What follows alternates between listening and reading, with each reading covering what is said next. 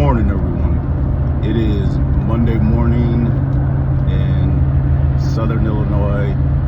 I'm on my way to work, and it is the high of 27 degrees today. And we got a wind chill factor of 17, so it'll feel like 17 degrees today as I'm working today on this Monday morning. Just say hello. Hope everybody had a wonderful, wonderful holiday. I am feeling a bit festive with my gingerbread hat and my lights necklace. I throw this stuff on whenever I walk into a venue, store, whatever it may be, just to spread some cheer, right? Just want to be in a good, happy space, right? And if I can make someone smile or spread goodness this way, then I will. And so therefore, likewise, if I can make you smile and spread a little bit of joy for a split moment, it's my pleasure. So, I'll get on my topic. Welcome to Soapbox Slam, where I get on my soapbox and I just slam things that I see going on, right? Today's slam is actually really, really important to me. I keep talking about this green screen. I do have a green screen, and my production value will go up, and I will be able to edit and all of those things. I am currently, like I said, nowhere near any of my places, and do not have the capacity right now to execute that portion of this show. Also, with this show, I'll do an introduction, Soapbox Slam, but I do have a bigger dream, and so if somebody wants to give me a call and talk about my bigger dream, I am serious about it, and I think you would be interested. I think it's an excellent business idea. It's not just me and my show, it's something bigger. So shoot me a text or inbox me. You know my contact information. Give me a shout and let's talk about it, because I do think it's something important.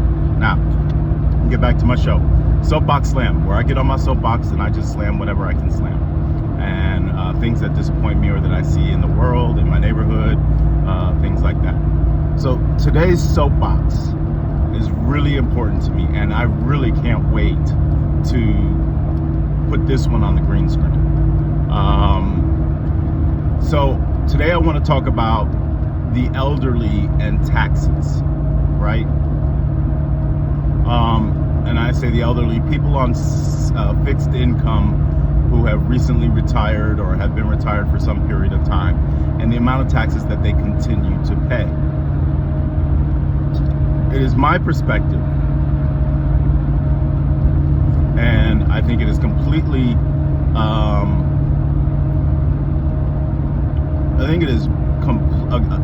again, this idea of prosperity in America and how we take prosperity away, and not just diminish prosperity within the middle class and lower classes, but we diminish the idea of prosperity for a retired adult.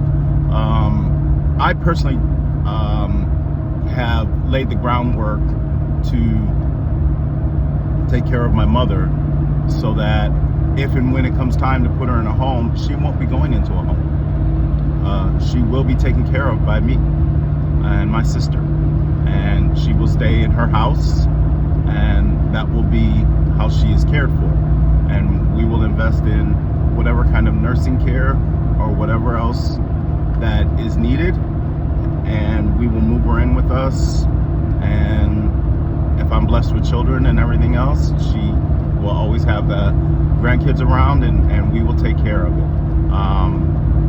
One of the biggest adorations I have for some of the immigrants that come into this country that still manage to, take care of their own elderly and not put them away in a home.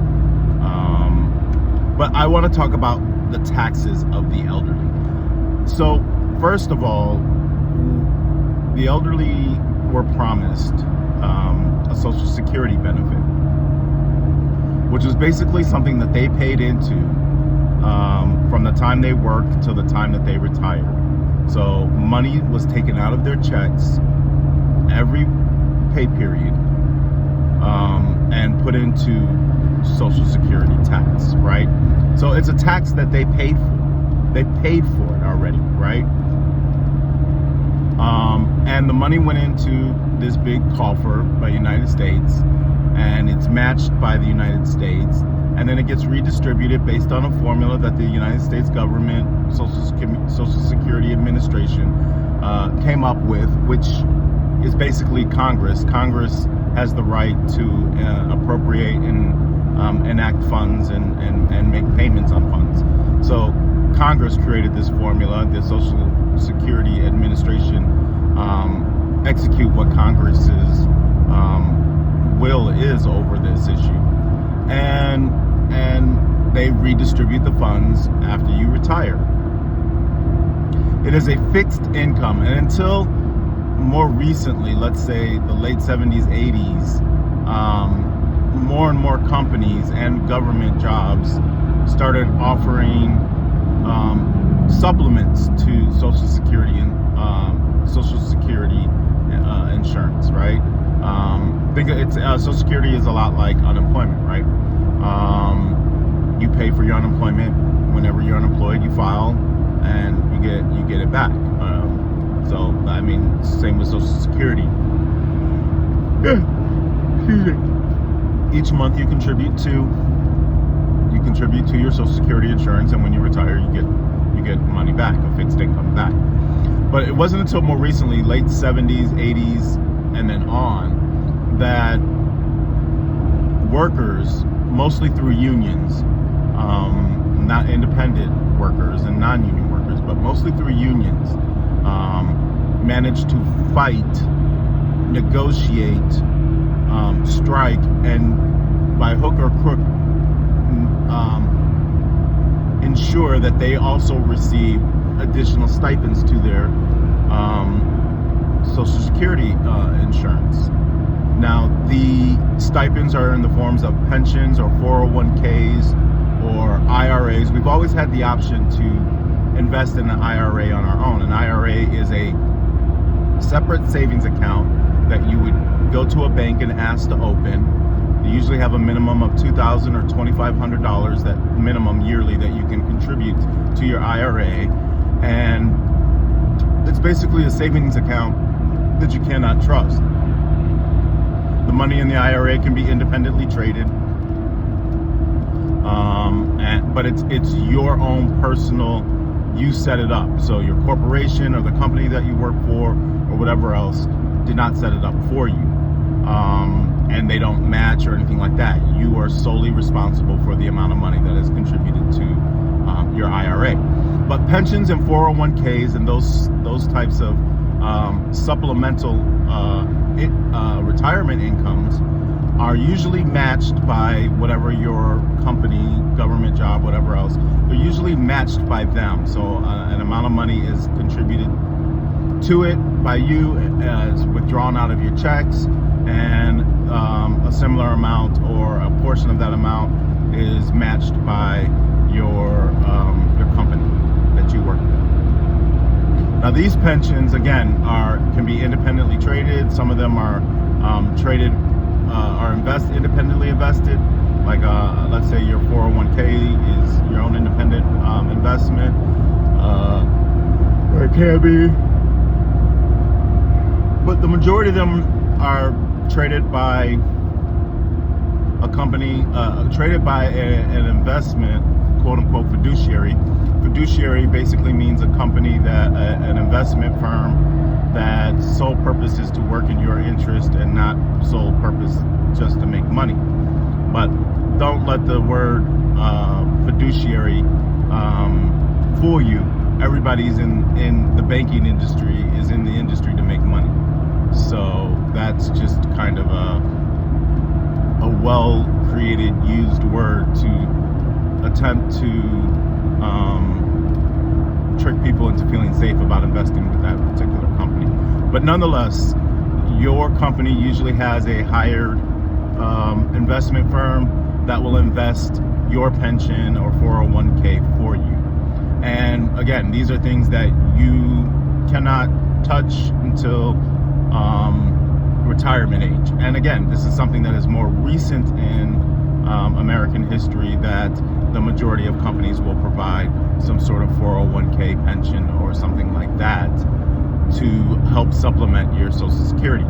Now, I want to get back to that's kind of a prelude to how a person receives fixed supplemental income once they retire, and that would be your Social Security, insurance, your pension, 401k, and your IRA. Those are 3 or 4 ways in which an individual who retires can receive income, since they're unable to work, they're too old to work, and yet they still need to live, right?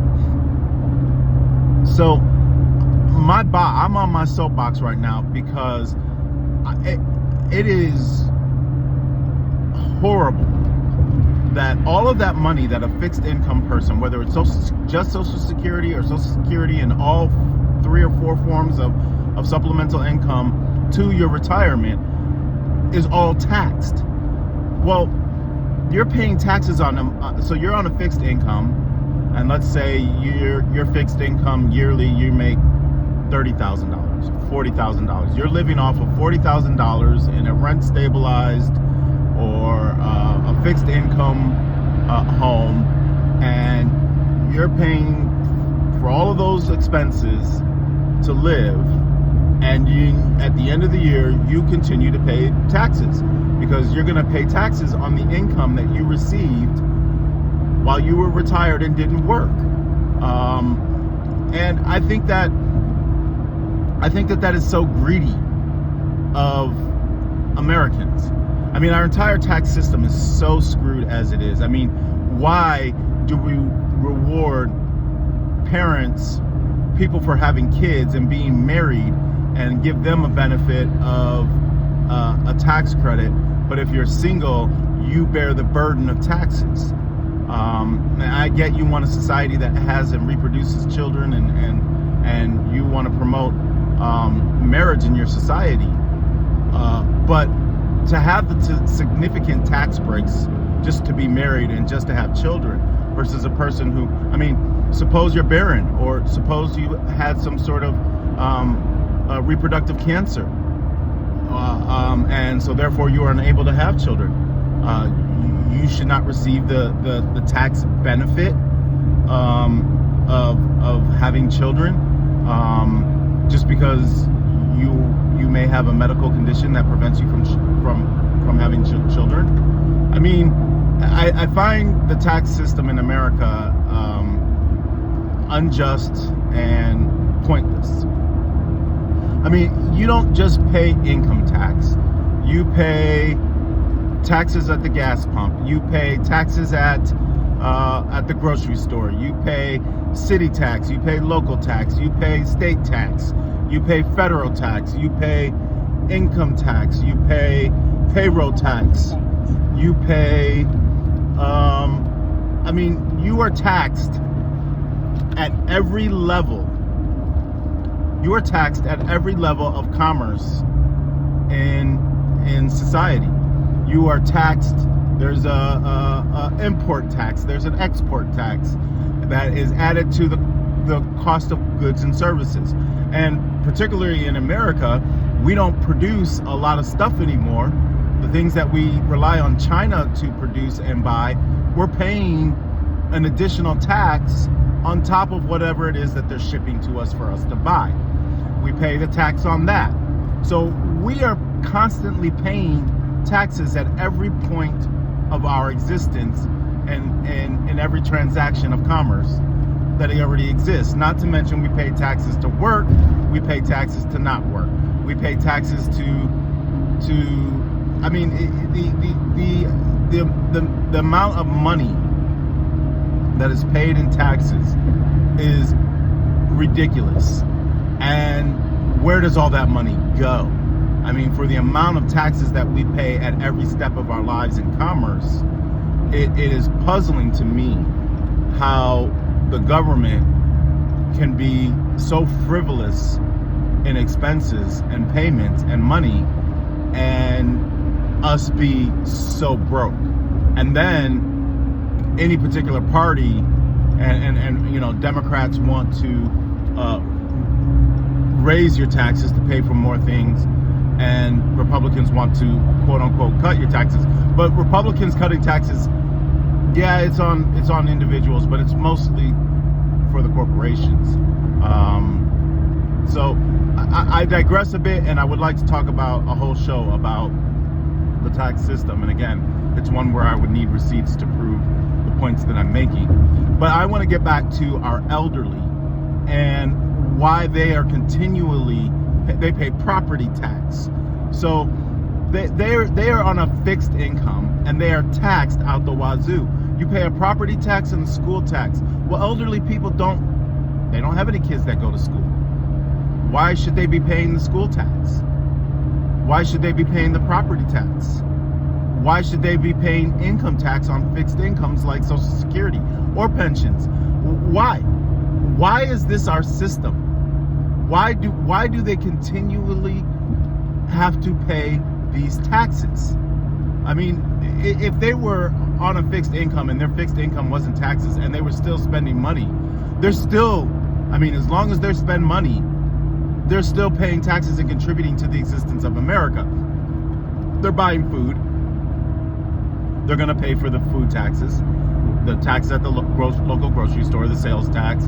They're going to pay the tax that is listed on top of, they're going to pay the tax that's the import tax, or the tax that's put on top of the product that's built into the price of things. They're going to pay the tax for that. If they travel, they're going to pay gasoline taxes. They're going to pay fuel taxes at the airport. They're going to pay an airport tax to fly into a specific airport. They're going to pay taxes all up and down the board, regardless of whether or not you tax their fixed income, right? I mean, the taxes to help keep America running are the taxes that they would be paying with their fixed income as they continue to shop, buy, do commerce, or engage in goods and services, right?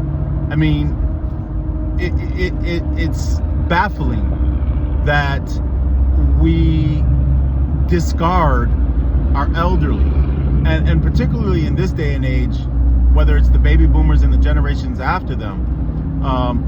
You know, like, I work in construction, and a lot of our older guys are retiring, and we brought in a whole bunch of nicer young guys, right? Young guys to fill the void of the workforce, right?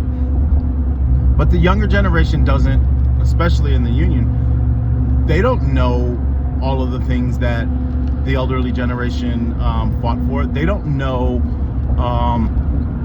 where to stand firm on and what not to stand firm on, and as far as negotiating for fair wages for fair work. They don't know all of these things. They don't know the work itself, the different scenarios and situations that you can get into while you're in construction, the dangers, the safeties, all of those things. And these are things that an elderly population, particularly in my industry, but across the board, that the wealth of information that they have in order to exchange with the younger generation, so that we can maintain our upward mobility. And I mean our upward mobility as a group, as in prosperity, but I also mean our upward mobility in human advancement through technology, right? So we have a very valuable asset in our elderly population, and we continue to tax the hell out of them, and in addition to that, discard them. I mean, that has been our model. The idea of the nuclear family, husband, wife, 2.5 kids, a dog and a pet, right? This idea of the nuclear family, while might have served a bit of a purpose, it also destroyed the extended family and the idea that you take care of your elderly and continue to love your family and keep a continuity within family values, right? Because if you discard your elderly, you put them in a home, oh, by the way, you put your elderly in a home, you're going to pay a tax with their fixed income. You're going to pay a tax to the home as the sale or purchase of their elderly, their elderly care at the home. So elderly people are continually paying taxes, and I don't think that is I don't think that's right. I don't think that's what we as Americans should do with our elderly. And because we are so overtaxed as it is, I don't feel like it is our. I feel like it is our responsibility to eliminate the tax on fixed income, meaning taxing. Who cares if they made smart investment decisions? They're retired. They deserve it. They earned it. They gambled with their pensions, or they gambled with their 401ks by investing in the stock market, and it turned out good for them. So what? To tax them for that, I think is unbelievably excessive. Maybe if it's well, I can get to some of the solutions in a second. The point I really make here is that we are taxing our elderly to the point that they cannot survive. Whether it's inflation that diminishes the value of their fixed income, or the constant rise in taxes all around them as they continue to engage in goods and services consumption, commerce.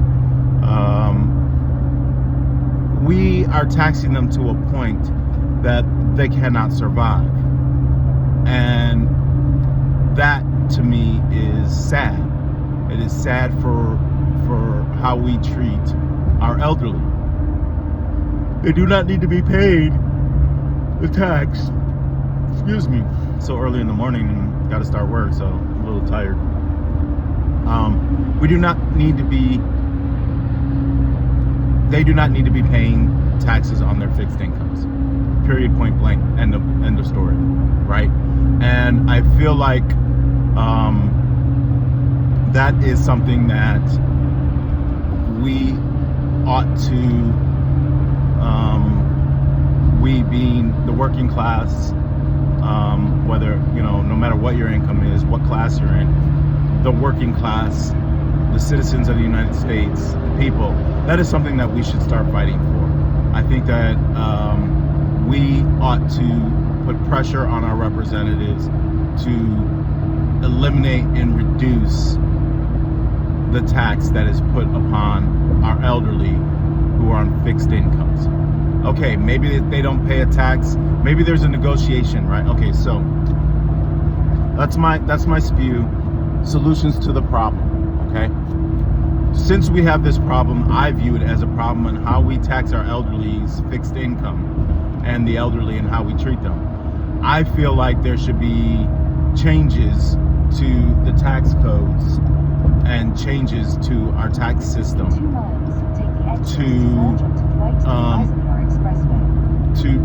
to eliminate taxing fixed income on elderly retired people. So number one, we organize and put pressure on. So solutions to the problems. Number one, we organize and put pressure on our representatives to develop a bill that would eliminate how we tax our elderly. Okay, that's one solution, right? In addition to eliminating, some of the suggestions I think that we have is that if the government is so greedy, or we people are so greedy that we say, okay, well, we have to have the money somehow. Even though they've paid and they've worked and they've paid taxes all along the way, you still have to take more money from them. Then reduce the tax percentage to something so minuscule that that it doesn't affect them as gravely as it affects them now. Because let's keep in mind, a widowed elderly person in their 60s or in their late 60s, 70s, and 80s are paying the taxes of a single person. They're not paying they're not paying their married tax, and they're not getting the benefit of the fact that they've had children. That's not happening. They're paying the tax as if they're single. And like I said earlier, single people pay the highest percentage when it comes to taxes. And I mean, so another solution, one, put pressure on our representatives to organize a bill to change the tax codes. Two, reduce, if you gotta tax them, reduce it to no more than 2%. Whatever inflation, the ideal inflation rate of 2% is, that's all you're gonna tax them, 2%. That's it, right? 2%, not 28%, which is what we single people pay.